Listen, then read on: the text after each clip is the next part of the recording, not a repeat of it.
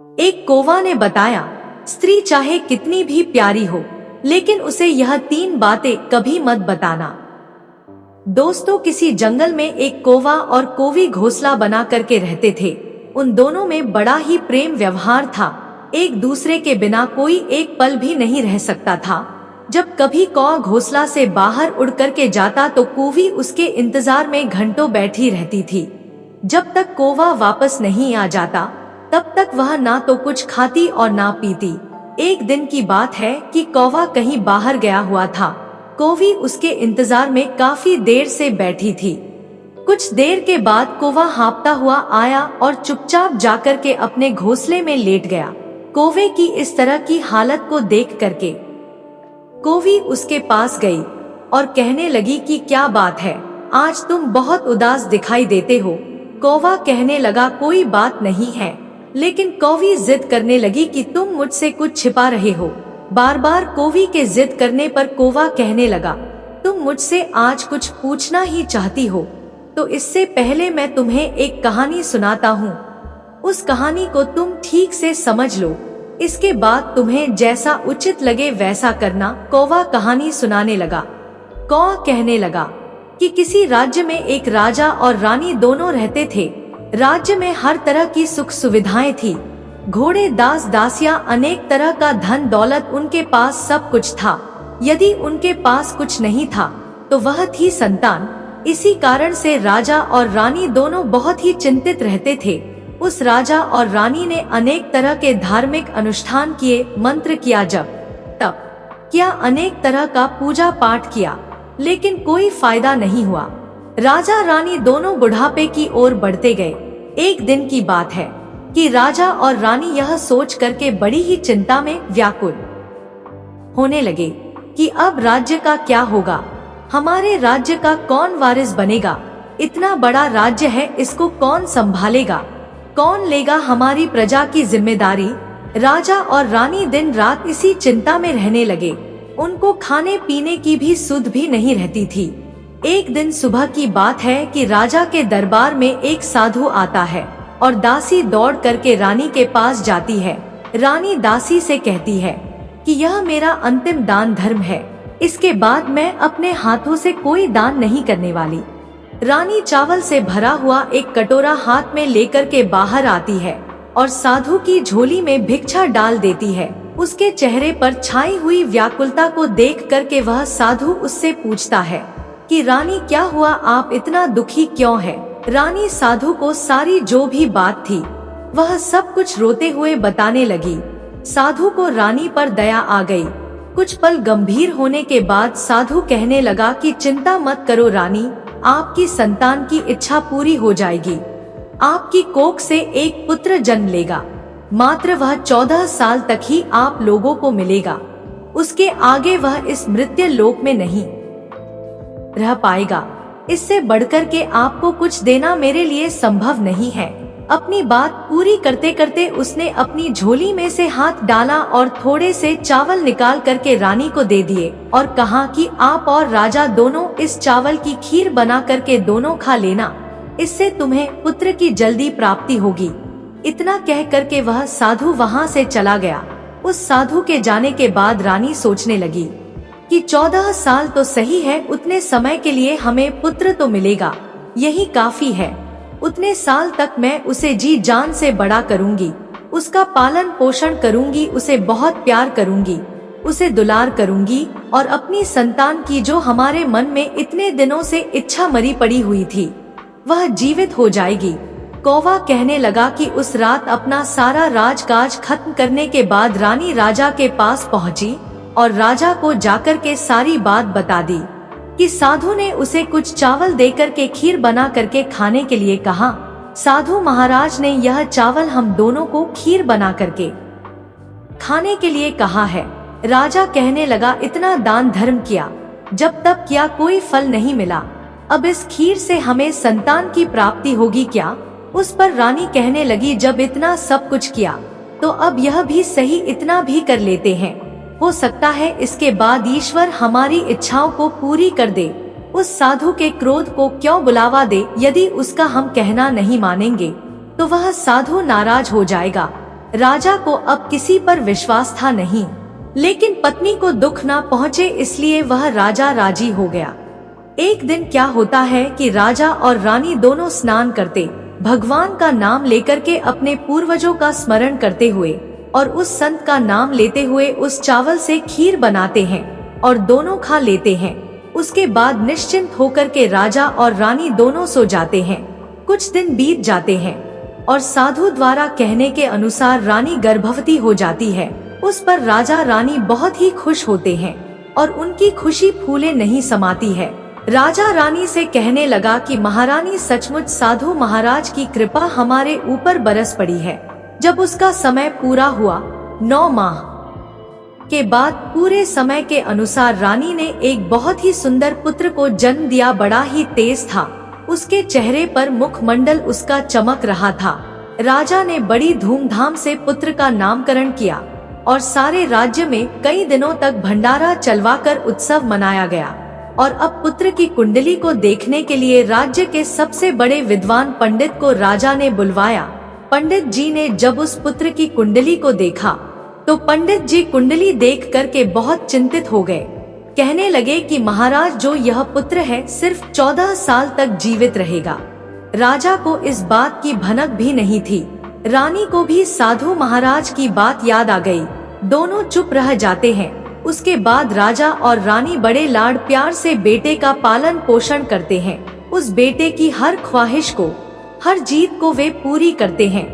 थोड़े समय के लिए ही सही भगवान ने संतान की अपनी मुराद पूरी कर दी। इससे वह हमेशा अपना किस्मत मानते थे। राजपुत्र दिन प्रतिदिन बड़ा होता गया। जब वह 7 साल का हो जाता है तो राजा एक अच्छे गुरु की नियुक्ति करके उसे पढ़ाई लिखाई में राजशस्त्र विद्या का और घुड़सवारी आदि जब भी 12 विद्याओं का शिक्षण कराते हैं। जब वह सब शास्त्र और विद्या में पारंगत हो जाता है और 12 साल की उम्र का वह जब बालक हो जाता है, तब एक अच्छी सी राजकन्या को देख करके उस बालक की शादी करवा दी जाती है। 2-3 साल बीत जाते हैं। बेटा जब 15 साल का हो जाता है तो एक दिन वह राजपुत्र राजा से कहता है कि पिताजी, मैं अपने राज्य को घूम करके देखना चाहता हूँ। आज तक मैंने इस राज दरबार के और इस महल के सिवाय मैंने बाहर कुछ नहीं देखा है।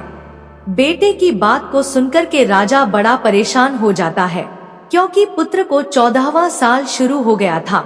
अब कोई अनहोनी होने का वक्त नजदीक आ पहुंचा था, लेकिन राजा यह सब बातें पुत्र को नहीं बता सकता था। वह क्या करता कि चेहरे की खुशी लाकर के बेटे से कहता, हाँ हाँ जरूर जाओ बेटा, तुम्हें अपना सारा राज्य घूम करके देखना चाहिए। कहाँ क्या है यह सब जानना बहुत जरूरी है। कल मेरे बाद ही तुमको इस राज्य का राजा बनना है। मात्र एक बात का ध्यान रखना, तुम जहाँ जा रहे हो, क्या कर रहे हो, यह बात अपनी पत्नी को कभी मत बताना। पुत्र कहता है, ठीक है पिताजी, आपने जो भी कहा है मैं वैसा ही करूँगा। एक दिन क्या होता है कि राजपुत्र दिन भर अपनी पत्नी के साथ मौज मस्ती करता है, खुशियाँ मनाता है और रात को ठीक 12 बजे बिस्तर से उठ करके बाहर चला जाता है। फिर सुबह होने से पहले वह वापस अपने महल में आकर के सो जाता है। ऐसे बहुत दिनों तक चलता रहा। अब पुत्र का 14वां साल खत्म होने में कुछ ही दिन समय शेष रह गया था। एक दिन की बात है कि उसकी पत्नी छोटी रानी रात में जाग जाती है। रानी देखती है कि बिस्तर पर जो वह राजकुमार है वह नहीं है। महल में सब जगह देखती है, खोजती है, पर वह कहीं नजर नहीं आता है। क्या करेगी, किससे कहेगी? वह चुपचाप रहती है। फिर सुबह होने पर वह देखती है कि उसका पति अपने बिस्तर पर सोया हुआ है। वह पति से कुछ नहीं पूछती, लेकिन दूसरी रात भी वैसे ही होता है। तीसरी रात, चौथी रात, ऐसे कई दिनों तक चल रहता है।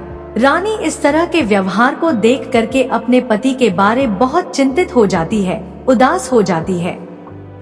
पति रात को कहाँ जाता है, क्या करता है, किससे मिलता है? उसके मन में अनेक तरह के सवाल उठते हैं, लेकिन उसे पूछने में उससे डर लगता है।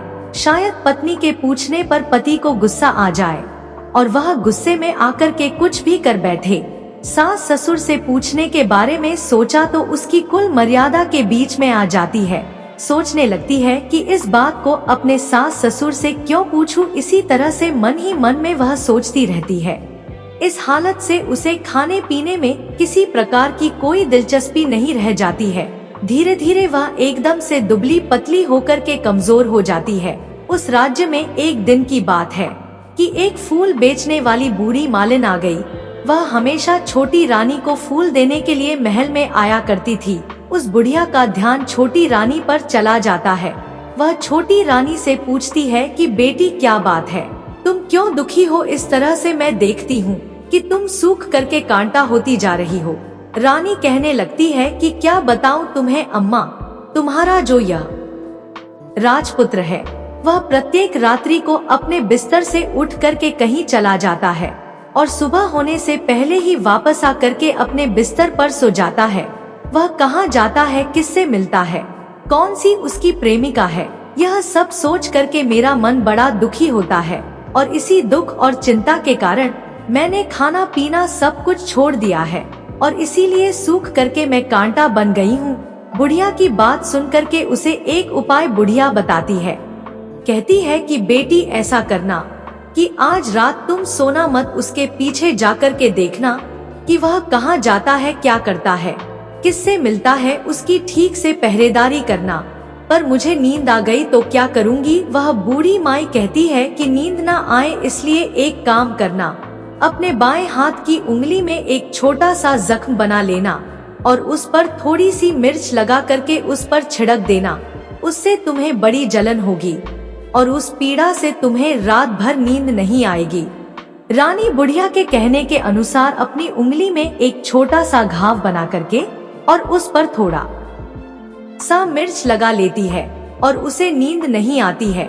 लेकिन थोड़ी देर के बाद जब वह सो जाती है, दूसरे दिन सुबह बुढ़िया जब फूल लेकर के आती है, उसके महल में पहुंचती है और पूछती है उससे कि क्या हुआ बेटी, देख पाई क्या कि पति तुम्हारा कहाँ जाता है? रानी कहती है कि अम्मा पहले कुछ समय जलन के कारण मुझे नींद नहीं आई, लेकिन जैसे ही जलन शांत हुई उसके बाद मैं सो गई, फिर मुझे पता नहीं चला कि क्या हुआ। वह बुढ़िया कहती है कोई बात नहीं, आज तुम उंगली पर पहले से थोड़ा बड़ा जख्म बना लेना और उस पर ज्यादा मिर्च लगा लेना। रानी वैसे ही करती है, परंतु वह सिर्फ पति के बिस्तर से उठकर के बाहर निकलते वक्त जाग पाई।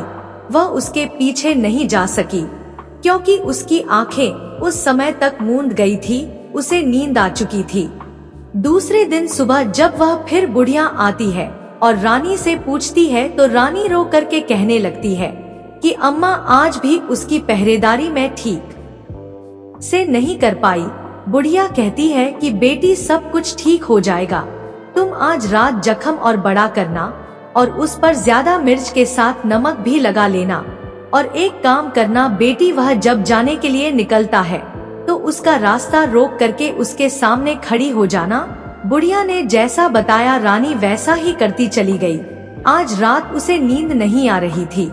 पति रात के 12 बजे बिस्तर से उठ करके जब महल से निकलने के लिए आगे बढ़ता है तो वह बुढ़िया ने जिस तरह से उसे बताया था उसी तरह से रानी आकर के पति के सामने रास्ता रोक करके खड़ी हो जाती है। कहती है कहाँ जा रहे हो और किससे मिलने के लिए तुम जा रहे हो, मुझे यह बताओ, इसके बाद में जाना। पत्नी को इस तरह से देख करके वह राजपुत्र उसे बहुत समझाने की कोशिश करता है। कहता है कि देखो, अगर मैंने तुम्हें यह बात बता दी तो मैं तुम्हें दोबारा नहीं मिल पाऊंगा। पत्नी कहती है कोई बात नहीं, ना मिल पाओ, लेकिन आप रात के समय कहाँ जाते हो, क्या करते हो, किससे मिलते हो, यह पहले मुझे बता दीजिए। वह राजपुत्र इस पत्नी की जिद के आगे बिल्कुल असहाय हो जाता है। पत्नी की जिद के आगे उसकी एक नहीं चलती। ठीक उसी समय उसका 14वां साल खत्म होने वाला था, 15वां साल लगने वाला था। अब वह जाने दो। वह सोचता है कि वह कुछ चावल मंत्रों से सिद्ध करके अपनी पत्नी को दे करके कहता है कि देखो, इन चावल के दानों को दोनों हाथों में अपनी मुट्ठी में पकड़ लेना। पहले दाएं हाथ में पकड़े चावल मेरे ऊपर फेंक देना, मैं कौन हूँ तुम्हें पता चल जाएगा। बाद में बाएं हाथ में पकड़े हुए चावल मेरे ऊपर फेंकना, मैं जैसा था तुम्हें मिल जाऊंगा। लेकिन यदि तुम बाएं हाथ के चावल मेरे ऊपर फेंकना भूल गई तो मैं तुम्हें कभी नहीं मिल पाऊंगा। इतना याद रखना। रानी बड़े आत्मविश्वास के साथ कहकर के दाएं हाथ में पकड़े चावल पति के ऊपर फेंक देती है। वह जो राजपुत्र था एकदम एक घोड़े में परिवर्तित हो जाता है। एक सफेद घोड़ा, लंबी गर्दन, बड़ी बड़ी उसके अयाल देखते ही वह तेजी से दौड़ने लगता है। रानी उस घोड़े को देख करके एकदम से घबरा जाती है और पति ने बाएं हाथ के चावल फेंकने की जो बात कही थी वह सब रानी भूल जाती है। उसकी आंखों के सामने वह घोड़ा महल से बाहर हिना करके बाहर चला जाता है। घोड़ा जो महल से बाहर जाता है तो वापस नहीं आता। अब रानी को बड़ा पश्चाताप होता है। वह स्वयं को कोसने लगती है, लेकिन अब उससे कोई फायदा नहीं होने वाला था। राजपुत्र अब वापस नहीं आने वाला था। जब सुबह होती है, महाराज और महारानी को सब बात पता चलती है। उन्हें बहुत दुख होता है। वे बिस्तर पकड़ लेते हैं और अपने बेटे का इंतजार करने लगते हैं। एक दिन उनका बेटा वापस आएगा, यही सोचते रहते हैं। इसी तरह से 1 दिन, 2 दिन, 10 दिन, महीना बीत गया, 2 महीने बीत गए, 3 महीने बीत गए, आखिर धीरे धीरे करके 6 महीने पूरे हो गए। लेकिन राजपुत्र का अब तक के कोई किसी प्रकार का कोई पता नहीं था। प्रधान राजपुत्र को ढूंढने के लिए राज्य के गांव-गांव सिपाही भेजता है, लेकिन उससे कोई सफलता नहीं मिलती है। इधर रानी अपनी जिद के कारण पति गायब हो गया यही सोच करके स्वयं ही मन अपने आप को कोसती रहती है। और एक दिन वह प्रण लेती है कि कुछ भी हो जाए, मैं पति को किसी तरह से ढूंढ करके उसे वापस जरूर घर लेकर के आऊंगी। एक दिन की बात है कि सुबह उठकर के वह अपने सास ससुर के पास जाती है और कहती है कि मैंने अपने पति को जो भी मैंने पाप कर्म किया है और उसी के कारण मेरा पति यहाँ से नाराज होकर के चला गया है। मैं किसी भी कीमत पर अपने पति को खोज करके लाऊंगी और मैं अपने पति की खोज में जा रही हूँ। महाराज और महारानी को क्या चाहिए था? उनका पुत्र था, बेटा किसी तरह से उनको मिलना चाहिए था। वह बहू को जाने की आज्ञा दे देते हैं। कहते हैं कि बेटी तुम्हें जो चाहे वह करो, जहाँ जाना हो वहाँ जाओ, लेकिन हमारे बेटे को वापस लेकर के आओ, भगवान तुम्हें कामयाबी दे। अब रानी क्या करती है, वह ही भेष बदल करके एक सेठानी बन जाती है और अपने साथ कुछ नौकर और दासिया को लेकर के थोड़ा सा कुछ सामान अपने हाथ में लेकर के राज्य की सीमा पर जाती है और वहाँ एक बड़ा सा भोजनालय खोल देती है। वह आने वाले सब यात्रियों को वह मुफ्त में खाना खिलाने लगती है और उनसे कहती है कि तुम्हें जो खाना खाना है उसके लिए एक शर्त है, कोई अजीब चीज उसकी मालकिन को यानी राजकन्या को बतानी पड़ेगी। जो वहाँ आने वाला हर नागरिक अपनी तरफ से मैंने यह देखा है, मैंने कहा है कहकर वहाँ से मुफ्त खाना खा करके जाता था। परंतु रानी को जो बात चाहिए थी वह अब तक नहीं मिल चुकी थी। ऐसे ही कई दिन बीतते गए। एक दिन क्या होता है कि रानी के महल फूल लेकर के जाने वाली बुढ़िया के एक बेटा और बहू थे। उनका एक छोटा बेटा था, यानी बुढ़िया का एक पोता था। बेटा और बहू सुबह काम के लिए जब निकलते तो पोते को संभालने की जिम्मेदारी बुढ़िया पर रहती थी। बुढ़िया दिन भर पोते को अपने पालती थी। एक दिन होता की है कि बुढ़िया को पान खाने की बड़ी आदत थी। वह पान खाने के लिए उसे चूना चाहिए था। वह उसे तैयार करने के लिए सीपियां लेकर के आई और इन सीपियां को भूनने के लिए गोबर के कंडे चाहिए थे। कंडे इकट्ठा करने के लिए वह बांस की टोकरी लेकर के चरवाहे के मैदान में गई। वहाँ बहुत सारे कंडे थे। उन्हें जमा करते करते उसे घर आने में काफी अंधेरा हो चुका था।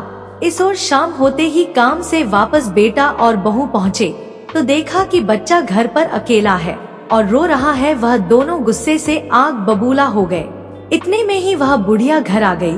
बेटा ने पूछा कि पोते को घर में अकेला छोड़ करके तुम कहाँ गई थी? इस पर जो उसका बेटा था वह कहने लगा, दोबारा बच्चे को अकेला छोड़ करके यदि घर में कहीं गई तो मैं तुम्हें बहुत मारूंगा। बुढ़िया कहने लगी कि नहीं बेटा, फिर कभी ऐसा नहीं करूंगी।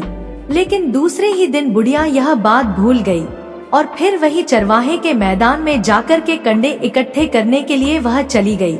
शाम को जब बेटा और बहू अपना काम करके वे वापस आते हैं तो देखते हैं कि आज फिर उनका बच्चा घर में अकेला है और रो रहा है। अब उसके बेटे की जो सहन शक्ति थी वह समाप्त हो गई और बुढ़िया के वापस आने पर वे लोग उसे घर से निकाल देते हैं। बुढ़िया रात भर घर के बाहर अंधेरे में बैठी रही और सुबह होते ही टोकरी लेकर के कंडे इकट्ठा करने के लिए वह निकल गई। उस दिन उस पर कंडे इकट्ठा करने का मानो पागलपन सवार था। वह कंडों को इकट्ठा करते करते कब अंधेरा हो गया, सुबह से शाम हो गई, उसे कुछ पता नहीं चला। जब उसे ध्यान आया तो गांव का जो रास्ता था वह ठीक तरह से उसे दिखाई भी नहीं दे रहा था और वह अंधेरे में अपनी आंखें फाड़ फाड़ करके देखती और किसी तरह से वह आगे चल रही थी।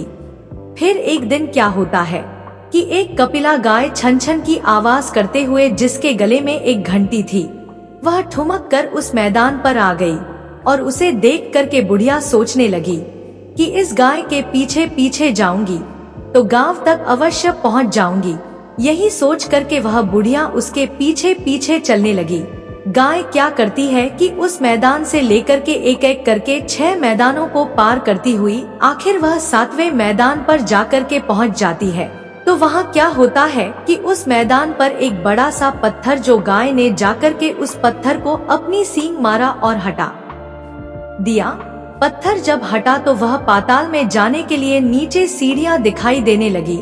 जब वह गाय उन सीढ़ियों से नीचे जाने लगी तब बुढ़िया यह सब देखती रही और झट से जाकर के उस गाय की पूंछ को पकड़ लिया और पूंछ पकड़ करके वह गाय के साथ साथ नीचे पाताल लोक में पहुंच गई। पाताल में पहुंचते ही तुरंत गाय की पूंछ को उस बुढ़िया ने छोड़ दिया और इधर उधर देखने लगी। वहीं से बुढ़िया ने देखा कि पाताल में सब जगह तो जगमगाहट है, दीप जल रहे हैं और तेज रोशनी गाय के ऊपर पड़ती है और वहाँ अद्भुत अजीब तरह की घटनाएं घट रही है। गाय के नीचे जाते ही उसके गले में अपने आप साकर पड़ गई और छम छम करके कोई दुधारी में गाय का दूध नाने लगी, लेकिन जो भी कोई वह कर रहा वह मात्र दिखाई नहीं दे रहा है। बुढ़िया यह सब देख करके बहुत घबरा गई। सोचने लगी कि कहाँ आकर के मैं फंस गई। यहाँ वहाँ छिपने की वह बुढ़िया जगह ढूंढने लगी, लेकिन उसे कहीं जगह नहीं मिली। हर तरफ उजाला था। अब एक कोने में जाकर के वह बुढ़िया खड़ी हो गई। जो कुछ सामने हो रहा था उसे वह चुपचाप देखने लगी। कुछ पल के बाद वहाँ झट से एक सफेद घोड़ा आया और वहाँ 2 कुंड थे। उसमें एक कुंड में उस घोड़े ने छलांग लगाई और ऊपर आ गया। अब राजपुत्र का रूप प्राप्त हो गया। राजपुत्र बनने के बाद उसने दूसरे कुंड में पानी में स्नान किया। वहाँ रखे नए नए कपड़े पहने और एक सुंदर पलंग पड़ा था, उस पर आकर के बैठ गया। उसके सामने अपने आप 5 पकवानों की थाली आ गई, दूध की प्याली आई, पान आ गया और सामने उसके एक कौवा बैठा हुआ था। राजपुत्र ने खाना खाया, दूध पिया, पान सुपारी खाई और बिस्तर पर लेट जाने से पहले वह भगवान सूर्य का स्मरण करके सामने उसके रखे कौवे से पूछने लगा कि कौवे कौवे काव अंकर, मेरे माता पिता क्या कर रहे हैं। कौवा कहने लगा, बेटे के शोक में वे डूबे। वह कहने लगा कि राज्य को कौन संभाल रहा है। कौवा कहने लगा कि राज्य प्रधान संभालता है। राजकुमार ने पूछा कि मेरी पत्नी क्या करती है। कौवे ने कहा, उसने चौराहे पर आकर के भोजनालय शुरू किया है और आते जाते लोगों से वह हर रोज नई खबर के बारे में पूछती है। कौवे के यह कहते ही राजपुत्र कहने लगा, ठीक है। उसके बाद वह सो गया। बुढ़िया कोने में खड़ी होकर के यह सब कुछ देखती रही। ऐसी अद्भुत घटना उसने जिंदगी में पहली बार देखी थी। उसे अंदर ही अंदर बड़ी व्याकुलता होने लगी। वह अपनी भूख प्यास सब कुछ भूल करके आगे क्या होता है यह देखने के लिए व्याकुल होने लगी। लेकिन उसके बाद और कुछ घटनाएं नहीं घटी। इसी तरह से रात बीत गई, सुबह हो गई। सुबह होने पर पलंग पर सोया हुआ वह राजकुमार उठा और फिर से पहले वाले कुंड में छलांग लगाई। अब वह फिर से घोड़ा बनकर के कुंड से बाहर आ गया और बाहर आते ही वह तेजी से उस पाताल नगरी के बाहर निकल गया। लेकिन वह कहाँ गया बुढ़िया को कुछ पता नहीं चला। उसके बाद पिछली रात की तरह कोई उस गाय को छम छम करके दूध दूहने लगा। जैसे ही दूध दूहना खत्म हुआ, गले में उसके रस्सी पड़ गई और जो रस्सी पड़ी हुई थी वह अपने आप खुल गई और वह गाय तेजी से ऊपर जाने वाली सीढ़ियों की ओर भागने लगी। गाय को उस तरह जाते हुए देख कर के वह बुढ़िया सोचने लगी, अब गाय के साथ यहाँ से ऊपर जाना ही समझदारी है, नहीं तो कोई नई मुसीबत आकर के मेरे ऊपर पड़ जाएगी। झट से उस बुढ़िया ने गाय की पूंछ पकड़ी और गाय के साथ वह बाहर आ गई। गाय जब ऊपर मैदान में पहुंची तो सुरंग का रास्ता अपने आप बंद हो गया और उसके मुंह पर रखा हुआ बड़ा सा पत्थर वह पहले की तरह ही रख गया। ऊपर आकर के वह गाय जंगल की ओर चली गई तो उधर बुढ़िया एकदम बावली सी होकर के पाताल नगरी में जो कुछ भी उसने देखा था जल्दी से जल्दी किसी को बताने के लिए वह व्याकुल होने लगी। एकदम से याद आया कि नगर की सीमा पर कोई औरत है जो भोजनालय चलाती है और नई बात बताने वाले को वह खाना फ्री में खिलाती है। ऐसा सोच करके वह सोचने लगी कि मैं क्यों ना जाकर के उस औरत को बात बताऊं और यदि उसे यह बात पसंद आ गई तो बाकी जीवन खाने पीने की जो भी झंझट है उससे सब मुक्ति मिल जाएगी। बुढ़िया ने मन में विचार किया और तुरंत उस भोजनालय के द्वार पर टंगे हुए नगाड़े के सामने जाकर के पहुंच गई और जोर से नगाड़ा बजाना शुरू कर दिया। नगाड़े का इस तरह से बजना सुनकर के मालकिन यानी छोटी रानी के मन में बड़ी प्रसन्नता होती है। सोचती है कि शायद कोई बड़ी बात लेकर के यहाँ आया है। रानी सिपाहियों को आदेश देती है कि जाइए और जो भी कोई आया है उसकी अच्छी तरह से खातिरदारी कीजिए।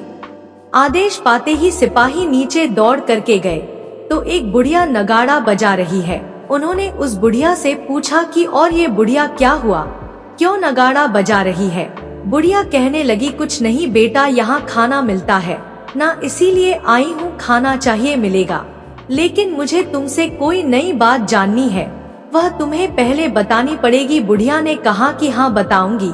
एक बात मालूम है मुझे। इस पर सिपाही उसे अंदर लेकर के आए। उनको मालकिन का आदेश था कि जो कोई बूढ़ा बुजुर्ग वहाँ आए उनके साथ अच्छी तरह से पेश आना और उनका अच्छा से आदर सत्कार करना और सेवा करना। सिपाही ने उस बुढ़िया को भरपूर आदर सत्कार किया और बड़ी सी थाली भर करके अनेक तरह के व्यंजन को परोस दिया। बुढ़िया कुछ दिनों से उसने खाना नहीं खाया था। कई दिनों से वह बुढ़िया भूखी थी। खाने को देखती ही वह खाने पर टूट पड़ी और जब वह उसने खाना खा लिया तो उसे सिपाहियों ने नई साड़ी पहनने के लिए दी। उसके बाद उसे लेकर के वे सब रानी के पास गए। बुढ़िया और रानी ने तुरंत एक दूसरे को पहचान लिया। बुढ़िया कहने लगी कि बेटी तुम, और रानी बोली अम्मा तुम। कुछ देर तक दोनों अनेक तरह की बातें करती रही। आखिर बुढ़िया से कहने लगी वह रानी, अम्मा अब बताओ तुमने क्या नई बात देखी है। नई बात? मैंने कोई बात नहीं देखी है। वह तो मेरे पास तुम्हें देने के लिए पैसे नहीं थे, इसीलिए मैंने झूठ कहा और नगाड़ा बजा दिया। रानी ने कहा कि अम्मा घबराओ नहीं, मैं किसी को तुम्हारा नाम नहीं बताऊंगी। फिर भी बुढ़िया कहने लगी कि मैंने क्या देखा, कब देखा करके आनाकानी करने लगी। इस परवाह जो रानी थी उसने कहा, देखो अम्मा, यदि तुमने मुझे वह नई बात बताई तो जिंदगी भर मैं तुम्हारी देखभाल करूंगी और तुम्हें रानी माता की तरह रखूंगी। अब बुढ़िया इस बात को सुन करके बताने के लिए तैयार हो गई। उसने जो कुछ भी उस चारागाह वाले मैदान से लेकर के उस पाताल लोक में जो कुछ भी देखा था वह सब कुछ उसने उस राजकुमारी को बता दिया। वह राजपुत्र उसी का पति है। वह तुरंत बुढ़िया से कहने लगी, अम्मा मुझे उस जगह पर लेकर के चलो। बुढ़िया कहने लगी कि नहीं बेटी, वह पाताल राज्य है, सांप है। यदि किसी ने तुम्हें देख लिया तो तुम्हारी जान खतरे में पड़ सकती है। लेकिन रानी उसकी एक भी नहीं सुनती। उसे उस जगह पर ले जाने के लिए जिद करने लगी। आखिर में बुढ़िया ने रानी का कहना मान लिया और कहने लगी कि ठीक है, मैं तुम्हें वहाँ लेकर के चलती हूँ, पर आज नहीं, कल वहाँ जाना, शाम को ही जाना होगा। दूसरे दिन दोपहर को रानी बुढ़िया के साथ उसी मैदान पर गई और एक जगह छुप करके गाय के आने का इंतजार करने लगी। जब शाम हुआ, अंधेरा होने लगा, गाय हमेशा की तरह वहाँ आई। मैदान के उस कोने में जाकर के उसने पत्थर पर सींग मारा और झट से पत्थर हट करके सुरंग जाने का रास्ता खुल गया। गाय उस रास्ते से नीचे उतरने लगी तो बुढ़िया रानी से कहती है कि जल्दी आगे बढ़ो बिटिया, हम गाय की पूंछ पकड़ करके नीचे चलेंगे। वे दोनों बुढ़िया और रानी गाय की पूंछ पकड़ करके पाताल लोक में पहुंच जाते हैं और बुढ़िया पहले की तरह कोने में छिप जाती है। कोने में छिपी व नीचे सब कुछ पहले जैसी जो घटनाएं थी वह घटित हो रही थी। गाय के गले में अपने आप रस्सी पड़ गई। कोई अदृश्य आदमी आकर के उस गाय को धोने लगा। एक सफेद घोड़ा आकर के एक कुंड में छलांग लगाया और राजपुत्र के रूप में वह बाहर आया। राजपुत्र दूसरे कुंड में नहाने के बाद उसके सामने रखी थाली आ गई और दूध की प्याली आ गई, पान सुपारी आ गया। राजपुत्र सब कुछ खाने और पान खाने के बाद सोने के लिए पलंग पर गया और सोने से पहले सूर्यदेव का नाम लेकर के उसने सामने बैठे हुए कौवे से फिर पूछा, कौवे कौवे कंकर, मेरे माता पिता इस समय क्या कर रहे हैं? कौवे ने कुछ जवाब नहीं दिया, बल्कि वह उदास हो गया। राजपुत्र को कुछ हट हुआ, वह संदेह हो गया, वह उदास हो गया और जो कुछ हुआ वह हो जाने दो ऐसा सोच करके सोने के लिए बिस्तर पर लेट गया। अब रानी का संयम छूट गया।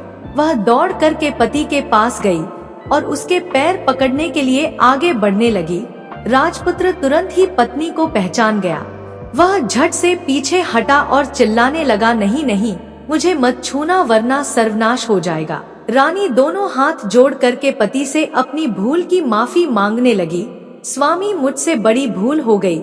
मुझे आपसे कुछ नहीं पूछना चाहिए था कि रात को कहाँ जाते हो। मैं अपनी भूल स्वीकार करती हूँ। मुझे मेरी भूल की सजा मिल गई है। अब आप घर चलो। आपके वियोग में आपके माता पिता ने बिस्तर पकड़ लिया है। वह सूख करके कांटा हो गए हैं और आपकी प्रजा बड़ी दुखी है। उस पर राजपुत्र कहने लगा, वही तो एक बार तुम गलती कर बैठी हो, अब दोबारा मत करना, नहीं तो तुम्हें जो दिख रहा हूँ वह भी नहीं दिखूं। रानी रोने लगी, जोर जोर से जमीन पर सर पटकने लगी। राजपुत्र के मन में रानी के लिए दया आ गई। वह उससे कहने लगा, तुम मुझे पाना चाहती हो तो तुम्हें एक काम करना होगा। काम बड़ा कठिन है और वह काम तुम्हें अकेले ही करना होगा। रानी ने कहा, कहो कितना भी कठिन काम होगा, मैं उसे पूरा करूंगी। उस राजपुत्र ने कहा कि इस पाताल से ऊपर जाते ही तुम्हें एक बड़ा घना जंगल नजर आएगा और इस तरह के 6 जंगलों को पार करने के बाद जब 7वां जंगल तुमको मिलेगा तो उस जंगल के बीचों बीच में एक बरगद का पेड़ है और उसके आसपास जगह जगह पत्ते, फंदे, जटाएं, कांटे आदि सब झक चुका है। वहाँ बाघ, शेर, भालू, सांप सभी आकर के वहाँ बैठते हैं। तुम्हें उन सब को भगा करके उस जगह को साफ करना है और उसको गोबर से लीप करके पवित्र बनाना है। वहाँ पर रंगोली सजा करके उसके बाद वहाँ पर धूप, दीप, अगरबत्ती जला करके फूल कुमकुम से पेड़ के तने की पूजा करनी है और दूध दही से बने चावल का भोग चढ़ाना है। यह सब तुम दोपहर के 12 बजे से पहले करना होगा और 12 बजे के समय तुम्हें उस जगह पर बैठ करके सूर्य भगवान का मंत्र का जाप करना है। ठीक 12 बजे सूर्य भगवान का रथ आकर के वहाँ उतरेगा और वह सब देख करके जब खुश हो जाएंगे और कहेंगे कि जिस किसी ने यह सब किया है उसे मैं मनचाहा वरदान देना चाहता हूँ। ऐसा सुनकर के तुम सामने जाना और उनके रथ का दाहिना घोड़ा मांग लेना, मैं तुम्हें मिल जाऊंगा। इतना कह करके वह राजपुत्र अपने पलंग पर जाकर के सो गया और छोटी रानी सुबह होने का इंतजार करने लगी। सुबह होते ही वह बुढ़िया के साथ गाय की पूंछ पकड़ करके ऊपर आ गई। ऊपर आने के बाद वह बुढ़िया से कहने लगी, अम्मा अब मैं अकेले आगे जाऊंगी, तुम भोजनालय को वापस चली जाओ। वह जंगल में जाकर के राजपुत्र के द्वारा बताई गई जो भी बात थी वह ढूंढने लगी और स्वयं आरी से उस जगह सब कुछ काटने के बाद साफ सफाई किया और जैसे उस राजपुत्र ने कहा था वैसे ही उसने उस जगह को साफ करके लीप पोत करके और चंदन, धूप, दीप, अगरबत्ती करके दूसरे दिन पौ फटने से पहले ही उसने वहां जाकर के यह सब कुछ कर दिया और बैठ कर के भगवान सूर्य का स्मरण करने लगी। जैसा कि उसके पति ने बताया था, दोपहर को ठीक 12 बजे सूर्य भगवान का रथ उस स्थान पर आकर के रुक गया। सूर्य भगवान ने जब रथ से नीचे देखा तो सुगंधित वातावरण देख करके वह बहुत प्रसन्न हो गए। कहने लगे कि जिस किसी ने यह काम किया है वह यहाँ आकर के मुझसे मनचाहा वरदान मांग ले, उसे मैं अवश्य दूंगा।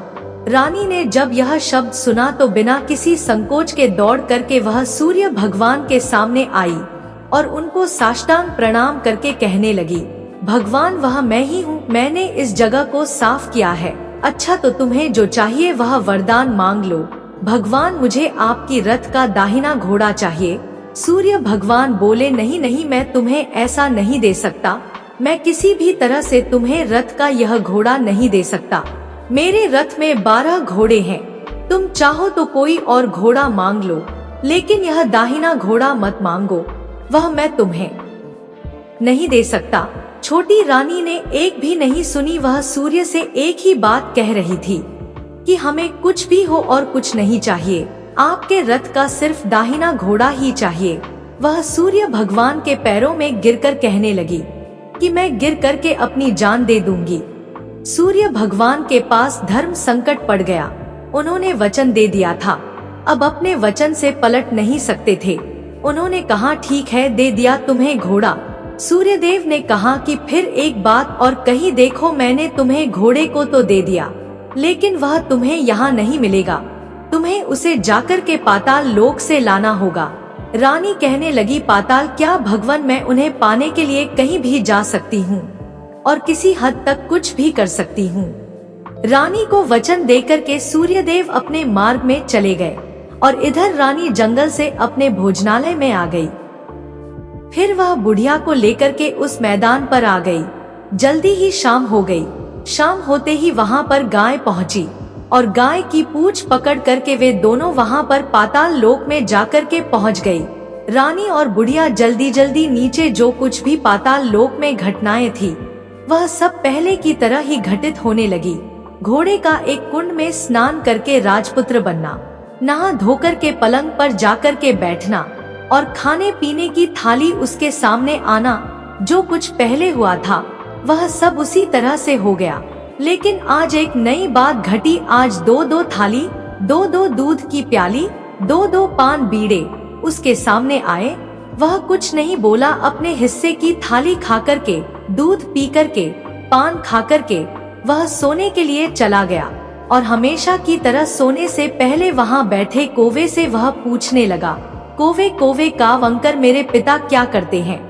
उस कौवे ने जवाब दिया कि वे दोनों तुम्हारे शोक में मरने की स्थिति में पहुंच गए हैं। ऐसा झट से उसकी सुनते ही आंखों से आंसू बहने लगे। फिर वह पूछने लगा कि कौवे कौवे को अंकर, मेरा राज्य कौन चला रहा है? वह कौवा कहने लगा कि तुम्हारा राज्य प्रधान चला रहा है और वह सब कुछ हड़प चुका है, वह प्रजा पर बहुत अत्याचार कर रहा है। यह सुनकर के राजपुत्र को बड़ा गुस्सा आया। वह गुस्से में अपनी मुट्ठी को भींचने लगा, पूछने लगा, कौवे कौवे को अंकर, मेरी पत्नी इस समय क्या कर रही है? कौवा कुछ नहीं बोला, चुप रहा। अब रानी का संयम जवाब दे चुका था। वह दौड़ करके पति के गले में जाकर के पड़ गई और अब मैं तुम्हें मिल गया। राजपुत्र कहने लगा, सच कहते हो? अब आप फिर से घोड़ा तो नहीं बनोगे? नहीं, मैं दोबारा घोड़ा नहीं बनूंगा। तुमने जो इतने सारे कष्ट उठाए हैं मुझे पाने के लिए, इसलिए सूर्यदेव ने मुझे सदा के लिए घोड़े के जन्म से मुक्त कर दिया है। राजपुत्र ने बड़े प्यार से कहा और उसे गले लगाया और उसके आंखों से आंसू पोंछे और उसके बाद वह जो वहाँ पर कौवा बैठा हुआ था वह कहने लगा कि हे राजकुमार और राजकुमारी, तुम दोनों जाने से पहले मेरी 3 बातें याद रखना। कौवा राजकुमार से कहने लगा कि पत्नी चाहे कितनी भी प्यारी हो, आप उसे कितना भी मानते हो, लेकिन यह 3 बातें उसको कभी नहीं बताना। पहली बात, जिस बात को बताने से आपके ऊपर और आपके परिवार पर संकट आने वाला हो, उस बात को पत्नी से कभी नहीं बताना चाहिए। दूसरी बात, ऐसी बातें जिनको आप गुप्त रखना चाहते हैं, किसी के साथ शेयर नहीं करना चाहते, वह बातें भी पत्नी को नहीं बताना चाहिए, क्योंकि स्त्रियों के पेट में कोई भी बात नहीं पचती है, इसलिए गुप्त बातों को पत्नी से कभी नहीं बताना चाहिए। जिस बात को बताने से आपकी जान को खतरा हो और आपके माता पिता को कष्ट हो, आपके परिवार पर संकट आ जाए, ऐसी बात स्त्री से कभी नहीं बताना चाहिए। कौवे की बात को सुनकर के वे दोनों ने कहा, ठीक है, जैसी गलती हम लोगों ने पहले की है अब वह दोबारा गलती मैं नहीं करूंगी। उसके पश्चात उस राजपुत्र ने बड़े प्यार से कहा और उसे गले लगा लिया। अपनी रानी के आंसू पोंछे कुछ देर के बाद सुबह हो गई। गाय की श्रृंखला टूट करके भूमिलोक पर जाने लगी। रानी, राजपुत्र और बुढ़िया उसकी पूंछ पकड़ करके ऊपर आ गए। ऊपर आने पर वह सीधे भोजनालय में पहुँचे। वहाँ का सब सामान लोगों में बांट दिया और ताला लगा करके वे अपने राज्य को वापस चले गए। अपने राज के पुत्र को वापस आते हुए देख करके वह जो उसका तेवर था, वह देख करके जो प्रधान था, वह सब घबरा गया। राजपुत्र ने उसे बंदी बना करके कैद खाने में डाल दिया और राज्य की बागडोर को खुद अपने हाथों में ले लिया। इसके बाद अपने माता पिता से मिलने के लिए वह राजकुमार राजकुमारी के साथ अपने महल में गया और राजपुत्र क्या देखता है कि उसके माता पिता उसके शोक में सूख करके कांटे बन गए हैं। पुत्र को देख करके मरणासन्न स्थिति में राजा और रानी की आंखों से टप टप आंसू बहने लगे। इन दोनों ने पुत्र को गले लगाया, उसे प्यार से सहलाने लगा। इतना होने के बाद उनके सेहत में एकदम से सुधार आने लगा। वह अब बिस्तर से उठ करके बैठ गए, पुत्र को आशीर्वाद देने लगे। राजा के पुत्र के आने की खबर तुरंत सारे राज्य में फैल गई। प्रजा इस तरह की बात को सुनकर के फूले नहीं समा रही थी। सारी प्रजा राजमहल में आकर के इकट्ठी हो गई। राजपुत्र ने उन्हें दर्शन दिया और आज से उन्हें किसी प्रकार का कोई दुख नहीं पहुंचेगा, ऐसा वचन देकर के वह अपने राज्य के सिंहासन पर जाकर के बैठ गया और एक अच्छा राजा बनके अपने अच्छे राज्य को अच्छी तरह से वह चलाने लगा और अपनी पत्नी के साथ और अपने माता पिता के साथ सुख शांति से जीवन बिताने लगा। और जो वह बुढ़िया थी उसको अपने पास में उसे रख लिया। दोस्तों, यह कहानी आपको अच्छी लगी हो तो वीडियो को लाइक करें, कमेंट करें, चैनल को सब्सक्राइब करें। धन्यवाद।